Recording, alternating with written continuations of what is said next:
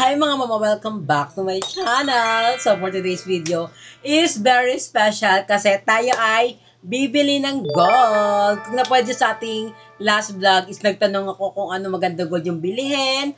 Madami nagsabi sa inyo sa Ongpin, marami din nagsabi sa pawn shop. Meron pong sinasabi silang isa pero around Manila din yon. Nabasa ko lahat ng mga sinabi niyo sa akin and nagtanong din ako doon kung ano magandang karat, 21 karat, 18 karat, or 24 karat. And ayun, nabasa ko lahat. Kaya thank you so much sa mga suggestion nyo. So today tayo ay bibili ng gold sa pawn shop.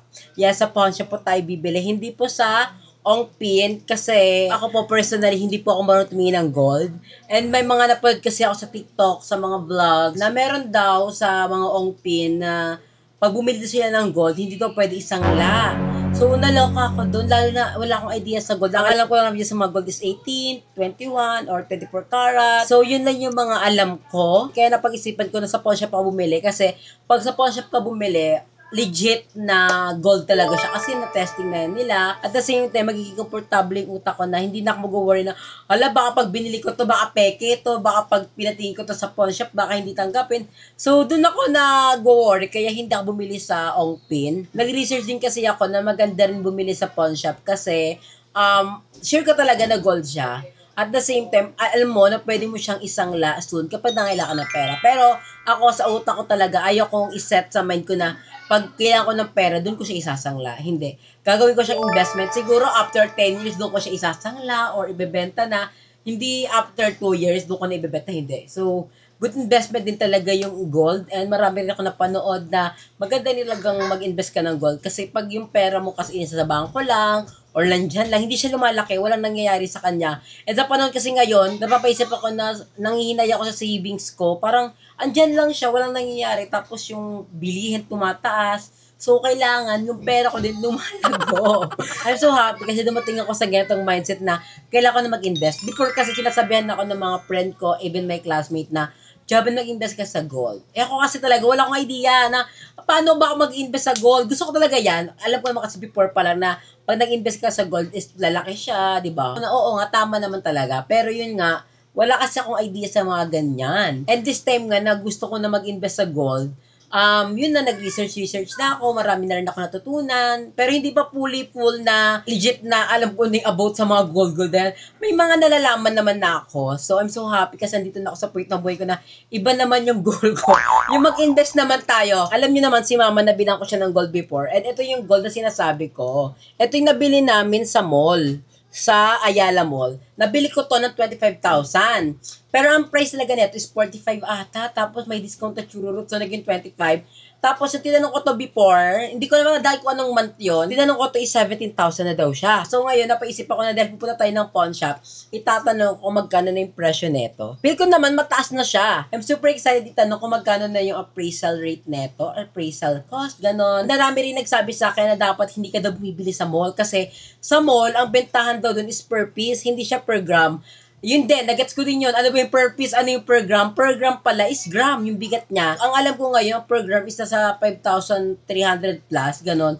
So, kapag sa bumili ka sa pawn shop, mas mura daw. Ayun yung pagkakaintindi ko. Kaya, sa pawn shop din ako bibili. Pagpasansya nyo na baka may magbasya ka dyan na dapat hindi ka sa pawn shop bumili kasi second hand na yan. Yes, second hand na.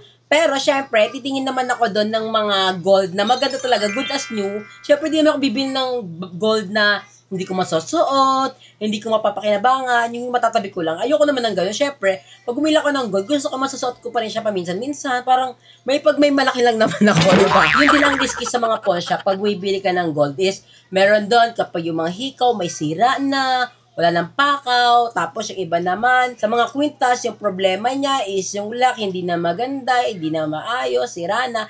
Ayun yung mga risky talaga. Yun yung negative sa mga pawn shop, bumibili ka ng gold. Pero syempre naman ako, as maarte, bibili tayo ng gold na good as new. Yung gustong maganda talaga, yung mapapakinabangan natin. Hindi naman ako bibili ng gold na hindi ko mapapakinaban, yung parang matatabi ko lang, hindi. Bibili ako ng gold sa pawn shop na magagamit natin. Ay, ang bibiling ko is kwintas.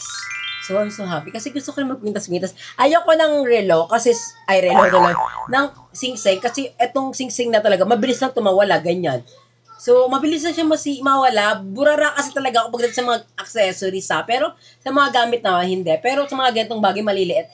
mabilis na mas mawala sa akin. Pero siguro hikaw, baka gusto ko rin bumili ng hikaw. Let's see. Pero purchase ko talaga, ang bibiliin ko is Quintas. Like my mother. Ang ganda kaya ng ano ni mama. O binili ko pa yan dati kasi ito yung birthday gift ko sa kanya. Ayan ang ganda.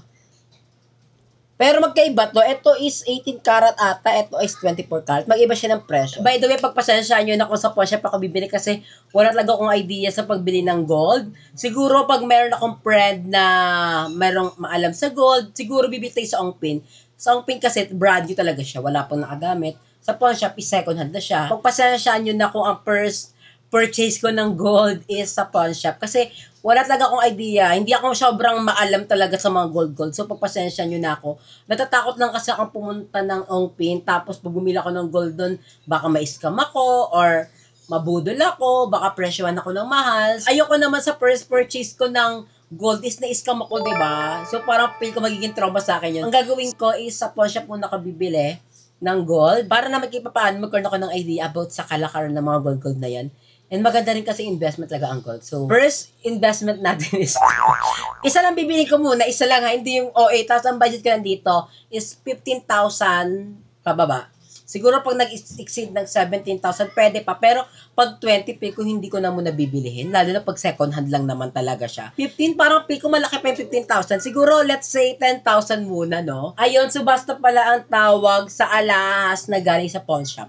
So, ayun yun. At saka okay daw bang bumili doon? Yung mga subasta alahas, ito yung mga narimata o kaya naman yung mga hindi na natubos na alahas, kaya naman ibinibenta na nung pawn shop. Makikita nyo yun, ganito. So, merong mga nakadisplay na alahas doon sa loob ng pawn shop. Yung mga yun, merong mga tag price katulad nito at mga for sale yun. Ayun naman, doon sa second question mo, kung okay bang bumili ng subasta, ito yung mga advantages. Una, so since sa pawn shop ka bumili, sure ka na talagang ginto yung mabibili mo. Kung makaka-jackpot ka, marami rin talagang magagandang style dyan. At saka minsan, meron pang mga heirloom piece.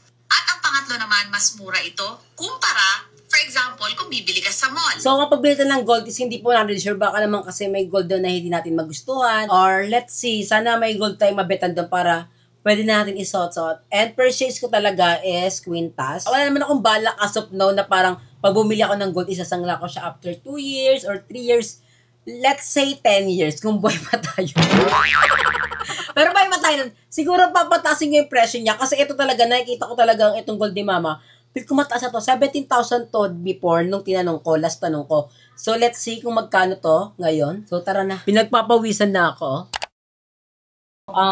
Quintas. May quintas kayo? White gold, maganda. Ay, ayoko ng white gold. 18 karat sana, ganun. Malaki, parang weird. Magkano na kaya to? Kasi di ba last time 17 yan? Sabi mo sa akin. Oo, ito pa din. Same pa din sila. Natanong ko lang naman. Kung magkano na rate niya. So, ayan, nandito tayo sa may... Hindi ko na sabihin yung pangalan. Pero nandito tayo sa pawn shop. Tatanong tayo kung magkano yung 70,000 ni mama before. Kung magkano siya ngayon. Tapos, titingin tayo ng Quintas. Ano ba, ma'am? Per gram po ba kayo or per piece? Per gram? Ay, per gram. Mas okay per gram. Mas maganda daw kasi yung kaysa sa per piece eh. 18.5. 18.5 na siya. Okay din. Kano nakaraan? 17. So, 18.5 na pala siya ngayon. Tingin saan ako ng mga Quintas. Na mga 18 karat Para, di ba 18 karat is wearable? Yung 18 karat yung masusuot mo. Gold naman po. Wearable naman po. Kasi di ba pag 24 daw kasi masyadong malambot? Wearable pa naman yun. May ganito ko yung mga design. White gold. Ayoko, hindi ko trip. Parang maganda kasi pag mga gold. Ito mga gold. Pero peke ito. Tingin lang tayo. Sana may matripan tayo. Kasi kung wala, baka sa Ongpin na lang ako bumili. Maganda ba sa Ongpin bumili, ma'am? Mahal sa Ongpin. Mahal? Saan mga maganda ka bumili ng gold mo? Sa pawn shop talaga? So may suggestion si ma'am sa akin na mas maganda sa mga pawn shop. Actually, hindi naman sabi sa akin sa pawn shop na mas maganda. Kaso nga lang, pag sa pawn shop, yun nga, parang nasuot na siya. Mahal daw sa Ongpin. Kala ko wala pang tricky. Nagulat naman ako. Alam ko na, walang tricky na gold. Kasama na itong ma'am. Pendant. Tiffany & Co. New York. Anong karat to, ma'am? 18K. 18 karat. So, ganito siya. Ayan yung heart. Ayan, hindi po. Ayan yung heart. Ito. 18 karat. Galing po ito, ma'am? 18.5. 16.5. Ito, kano ito, ma'am? 16.5. 16.5. Ah, okay. Ito po, parang nagkapalitan yung pendant mo. Patingin pa yung isa, ma'am? Ay, ano ba yun? Meron na po naka-reserve. Ah, may naka ba yun? Papansin naman siya. Ay, parang naka-reserve, ma'am. Ah, down. Ah, may ganun po ba? Oo. Ah, may ganun na ka-down. Magkano pa ganyan? Sa mga artista sa white kasi sa yellow. May diamonds pala. Ay, ang nipis naman nito. Parang anything may hila sa akin. Magkano pa ganito, ma'am? Ito o white? 9.9. 9,900? Maganda siya kaso, ang nipis. Malaki ang sangla din yan. Ano pa? 9.9 ang binili, 6,100 ang sangla. Ah, 61. ang ganda niya kaso, ang nipis. Tapos, dalawa lang po available nyo? Wait nga, picturean ko nga to. Pas gusto ko kasing get ng color eh. Pero Tiffany & Co. yung ano niya. Ilang karat naman ulit? 18 karat. So, picturean muna natin. So, napapaisip tayo kung bibili na natin o hindi. Meron pa daw isa, wait lang. Ay, ito po colors. Ano po ito? Ay, ikaw. Ay, magkano, ilang karat po ito? 89. Ganito oh. Ikaw, baka, ayan oh. 10,000. Wala kayo yung parang pag itong design? Yung parang ganta? Wala. Ah, wala. Nabenta na. Yun, ganito kasing in-offer yun sa akin last time eh. Ay, gano'n. Oo, wala no. Sayang naman. Try natin to. Ito talaga, natitripan ko talaga siya. 16.5. So, carry na rin sa budget natin. Kasi di ba ang budget ko nga is 15,000. Tapos pag umabot ng 17, okay pa siya. This is 18 karat gold. Ilang grams po ito, ma'am? 3.3 grams. Okay, 3.3 grams siya kasi per grams ang benta nila, ma'am. Okay na rin pala 3.3 grams. For 18 karat gold. Kasi ang 18, alam ko na sa ano na siya, around 5,200. So that's, in fairness, ang ganda nyo. 18.5, ay 16.5, 3.3 grams, 18 karat gold. So, worth it ba siya? Comment down below kung do you love this? White mocha dream? Ay, wait. Yung white mocha, white chocolate mocha din ba yan? Ah, okay, isang order nga po. Ice, please. Then, isang grilled cheese pianini. So, ayan dito tayo sa Lazy Bro. Ano, order lang ako. Kape. Update lang, hindi ko muna binili yung gold kasi napaisip ako na worth it ba siya bilihin or hindi. Feel ko worth it siya pero naisip ko din baka na ano lang ako ng overjoy na gusto kong mag-invest ng gold, gusto kong bumili ng gold. Dapat kaya talaga babayaran ko na siya. Andito na yung pera, oh. Magbabayad na tayo. Pero wala, napaisip ako na worth it ba talaga? Kasi baka pag in-upload ko tong vlog, mapanood nyo, i-bash nyo ko or i-ano nyo ako na kung ano-ano na ang bobo ko kasi bumibili agad ako ng gold without consulting sa mga maano sa gold. So yun, naisip ko na hindi ko muna siya bilhin. Pero sinabi ko kay ma'am na itabi muna kasi bala ko talaga siyang bilhin. Sure na gusto ko siyang bilhin. Pero yun nga, napaisip ako, worth it ba talaga siya or hindi? So I'm asking to you guys, worth it ba siya bilhin? Kasi kapag kakaalam ko is 3.3 grams siya, 18 karat gold. Tapos ang presyo niya is 16,500. Worth it ba siya sa ganung presyo? Or feel ko masyado siyang mahal? Or nabubudol ako? Pero kung mura naman siya, please comment down below kung worth it siya bilhin. Kasi yung brand niya is Tiffany & Co. So alam ko Tiffany & Co mahal yun. So doon ako napaisip, nabili ko to, parang maganda to. Pero napaisip din kasi ako na baka hindi siya worth it. Lalo na i-upload ko itong vlog na to. Baka i-bash nyo ko na mali yung ginawa kong desisyon. Dapat sa ganung price na 16,500, dapat ang bilhin ko na lang is yung brand new, yung hindi pa nagagamit, yung hindi galing pawn shop. So guys, please help me kung worth it mabilin yung ganung ginto or not. I really need your help, guys. Ito na yung era ng buhay ko na gusto ko na mag-invest. Parang ayaw ko na yung pera ko na sa bangko lang. Kasi hindi malaki ang pera ko, pero napapaisip din kasi ako minsan na parang andyan lang yung pera ko, walang nangyayari, hindi siya nag-grow. Unlike pag pinapautang mo. So, si Madam Ivan, pinautang ko siya, may tubo naman yon. Kaya si Madam, willing ko rin siya pautay kasi kahit paano yung pera ko, hindi lang siya nasa bangko lang, hindi lang siya nandiyan sa isang tabi.